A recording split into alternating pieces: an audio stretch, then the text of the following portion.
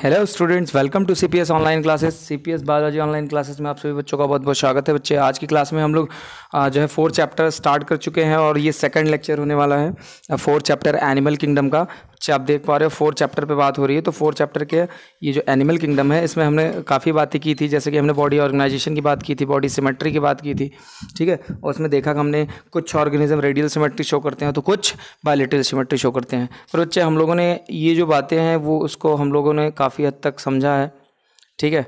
और अब हम लोग बता दें कि यहाँ तक की जो चीज़ें थी उसको हम लोग प्रीवियस क्लास में देख चुके हैं। आज हम लोग बात करेंगे कि थोड़ा सा उस चीज़ों को आगे ले चलेंगे।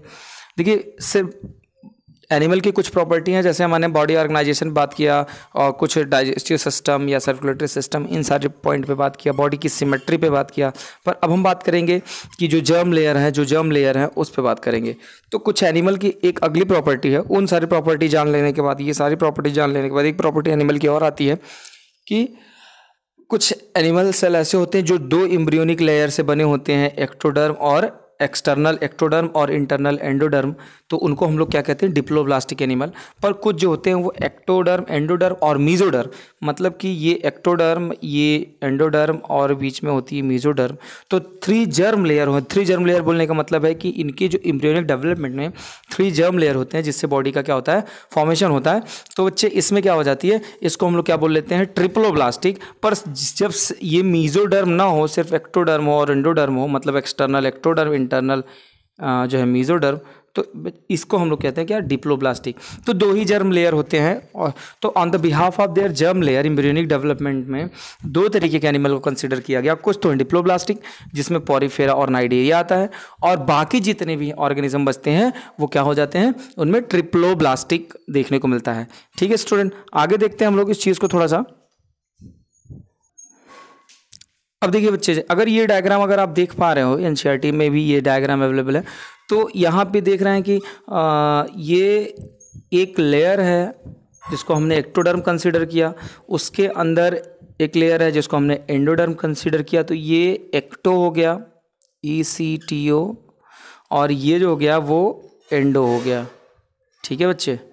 लेकिन इसके ये वाली लेयर जो है एंडो हो गया, इसके बीच में मीजोग्लिया भरी हुई है। मीजोग्लिया भरे हुए कोई लेयर नहीं है, ये मीजोग्लिया सेल हैं, ठीक है। इन दोनों लेयर को बाइंड करते हैं। तो एम्ब्रियोनिक डेवलपमेंट में ये 2 जर्म लेयर जो भी एनिमल दिखाते हैं वही है डिप्लोब्लास्टिक।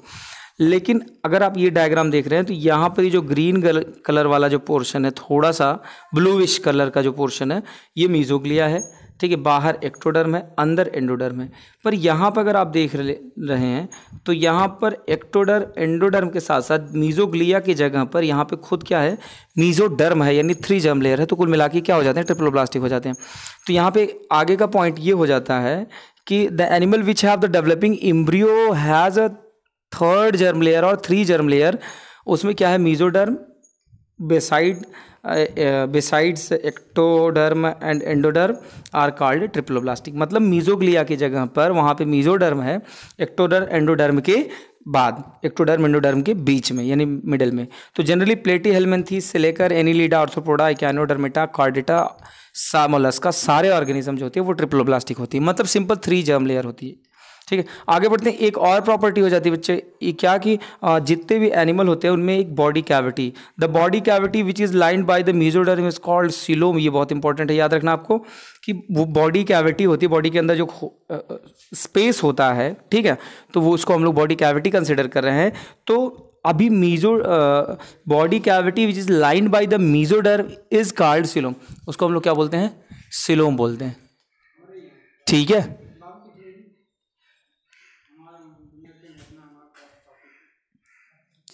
ठीक है बच्चे, आगे बढ़ते हैं। Animal possessing coelom are called, कुछ एनिमल हैं जिनमें सिलोम मतलब ये बॉडी कैविटी देखने को मिल रही है, तो वो सिलोमेट हैं, जैसे कि एनीलिडा, कॉर्डेटा, मोलस्का वाले ऑर्गेनिज्म। पर कुछ में क्या होता है कि वो ट्रू सिलोम नहीं होते हैं, ठीक है, फाल सिलोम होते हैं। तो जैसे कि एस्केलमेंथीज में आपको देखने को मिलेगा ये स्यूडो सिलोमेट होते हैं, और कुछ में तो बिल्कुल सिलोम एब्सेंट होते हैं, तो उनको हम लोग एसिलोमेट कहते हैं, जनरली प्लेटीहेल्मिन्थीज में, ठीक है बच्चे। आगे बढ़ते हैं।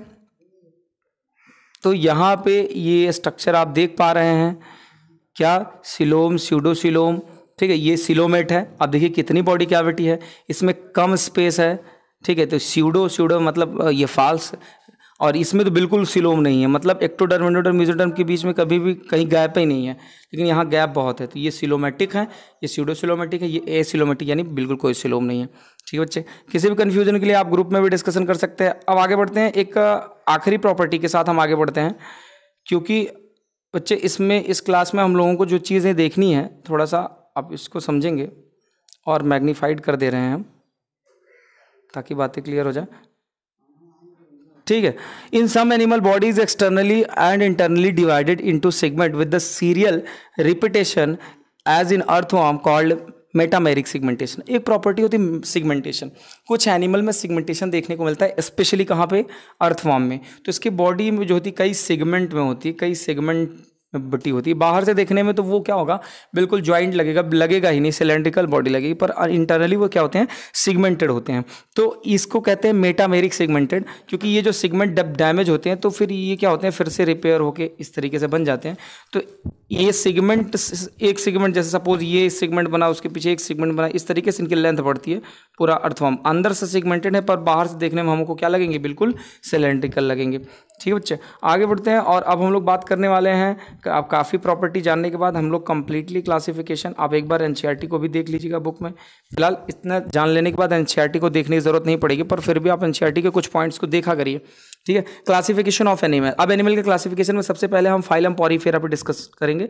तो member of phylum are commonly known as sponge. Poriferum जितने एनिमल हैं उनको हम क्या कहते हैं, स्पंज कहते हैं। ये सिर्फ समुद्रों में पाए जाते हैं, यानी मैराइन, खारे पानी में।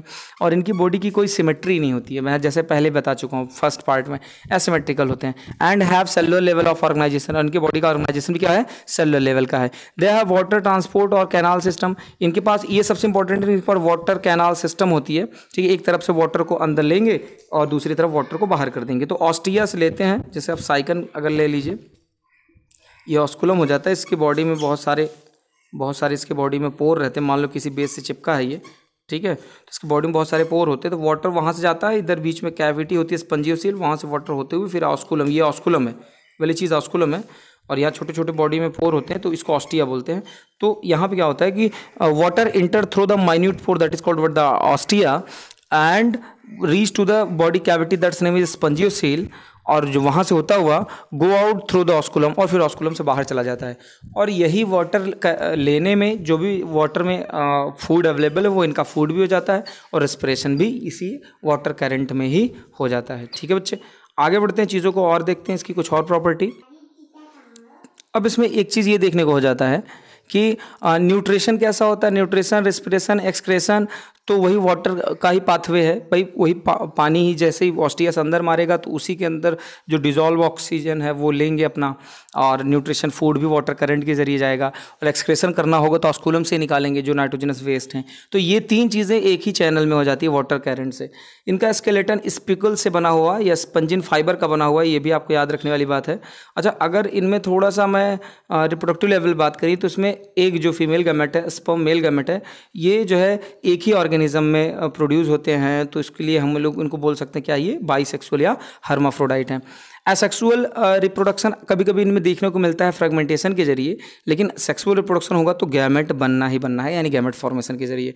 फर्टिलाइजेशन इंटरनल होता है, ठीक है, बॉडी के अंदर ही फर्टिलाइजेशन होती है। डेवलपमेंट इनडायरेक्ट होता है। इनडायरेक्ट का मतलब होता है कि लार्वा जैसे देखो ये क्या होती है स्टेज, जैसे मान लो हम आपको सिंपल बता दें, इनडायरेक्ट में क्या होती है, जैसे मान लीजिए कि कोई भी इम्ब्रियो डायरेक्ट डेवलप होकर के बॉडी बनाए, ठीक है, तो इम्ब्रियो बनने से पहले जैसे एक लार्वा स्टेज होती है या इनिशियल स्टेज होती है, तो उस स्टेज से अगर बॉडी बनती है डायरेक्ट, तो ये क्या हो गई, डायरेक्ट, ठीक है, बॉडी बनती। अगर मान लीजिए इसके बीच में और कोई स्टेजेस हैं या और कोई स्टेजेस हैं, उसके बाद बॉडी बनती है, तो बॉडी डायरेक्ट ना बन के कई स्टेज में बन रही है, तो ये इनडायरेक्ट हो जाता है। ये चीज़ आपको समझना होगा। ठीक है बच्चे, आगे बढ़ते हैं हम नेक्स्ट प्रॉपर्टी की, फाइलम नाइडेरिया या सेलेंट्रेटा की। तो ये एक्वेटिक है, बिल्कुल सेम प्रॉपर्टी। ये सीजाइल होते हैं। सीजाइल का मतलब होता है कि पानी के अंदर किसी बेस से, सरफेस से क्या होते हैं, चिपके होते हैं। कुछ तो फ्री स्विमिंग भी करते हैं, लेकिन इनकी सिमेट्री पहले ही बता चुका हूँ कैसी होती है, रेडियल सिमेट्री होती है। बाकी सबकी बायलैटरल होती है, इसकी रेडियल होती है। ये टिश्यू लेवल ऑफ ऑर्गेनाइजेशन, ऊपर आपने सेल लेवल ऑफ ऑर्गेनाइजेशन देखा, पर ये क्या देखते हैं, टिश्यू लेवल ऑफ ऑर्गेनाइजेशन। ये भी डिप्लोब्लास्टिक है, मतलब एक्टोडर्म एंडोडर्म दो ही जर्म लेयर होते हैं, और इनमें सिलोम होता है। ठीक है, विथ सिंगल ओपनिंग, एक सिंगल ओपनिंग के साथ सिलोम होता है। ठीक है, अच्छा सबसे इंपॉर्टेंट बात क्या देखने को मिलती है, इस टाइप के एनिमल में दो तरीके के एनिमल देखने को मिलते हैं। एक तो कुछ ऐसे एनिमल होते हैं जो कि पॉलिप टाइप की बॉडी होती है, और दूसरे मेड्यूसा। जैसे पॉलिप का मतलब बॉडी ऐसे सिलेंड्रिकल हो जाएगी, और मेड्यूसा का मतलब ये छतरी अम्ब्रेला लाइक जो है बॉडी देखने को मिलती है, जैसे कि आप देख सकते हो फाइजेलिया वगैरह या जेलीफिश वगैरह। ये तो हाइड्रा में आपको पॉलिप टाइप का पैटर्न मिल जाता है। ठीक है, आगे बढ़ते हैं, और इसके बाद हम देखते हैं कि इसमें जो पॉलिप इज सिजाइल, जब भी पॉलिप वाला पार्ट होगा तो वो सिजाइल होगा, यानी किसी बेस से चिपका होगा, फिक्स होगा, बॉडी सिलेंड्रिकल होगी, और उसमें कोई गोनेड नहीं होंगे। एग्जाम्पल के लिए हाइड्रा, एडेम्सिया। लेकिन मेड्यूसा जो होगा वो free living umbrella like structure होगा, उसमें गोनेड होते हैं। ठीक है, जैसे यूरिलिया, जेलीफिश ये हो गए। कुछ नाइडेरियन ऐसे होते हैं बच्चे, कुछ नाइडेरियन ऐसे होते हैं, ठीक है, कुछ नाइडेरियन ऐसे होते हैं जिनमें कुछ पॉलिप मेड्यूसा दोनों फॉर्म में देखने को मिलता है, मतलब बॉडी में उधर ऊपर मेड्यूसा फॉर्म और नीचे पॉलिप फॉर्म, इस तरीके का स्ट्रक्चर देखने को मिलेगा। तो ये सिलेंड्रिकल वाला पॉलिप, ये वाला मेड्यूसा। ठीक है, आगे बढ़ते हैं। अब देखते हैं some cnidarian exhibit the both form, जैसे Obelia, polyp produce medusa asexually, medusa produce polyp sexually. मतलब जो पॉलिप जो होता है वो मेड्यूसा पॉलिप प्रोड्यूस करता है मेड्यूसा को, ताकि वो क्या करे, एसेक्सुअल रिप्रोडक्शन करे, और मेड्यूसा प्रोड्यूस पॉलिप सेक्सुअली, और मेड्यूसा का अपोज जो है पॉलिप में क्या होगा, सेक्सुअल रिप्रोडक्शन होगा। मतलब सिंपल समझो कि मेड्यूसा वाले भाग में सेक्सुअल रिप्रोडक्शन, और पॉलिप वाले भाग में प्रोड्यूस पॉलिप वाले भाग में आपको एसेक्सुअल रिप्रोडक्शन देखने को मिल जाएगा। इतनी चीज़ों को क्लियर रख लीजिए। आज के लिए इतना ही, नेक्स्ट क्लास में मिलते हैं। हमने ऑलरेडी नोट्स भेज दिया है ग्रुप में, उसको एक बार देखिए, एनसीईआरटी को पढ़िए। कोई क्वेश्चन हो, कोई क्वेरी हो तो आप ग्रुप में मिलते रहिए। मिलते हैं नेक्स्ट वीडियो में बच्चे, तब तक के लिए धन्यवाद। ठीक है, ख्याल रखिए अपना, टेक केयर, थैंक यू।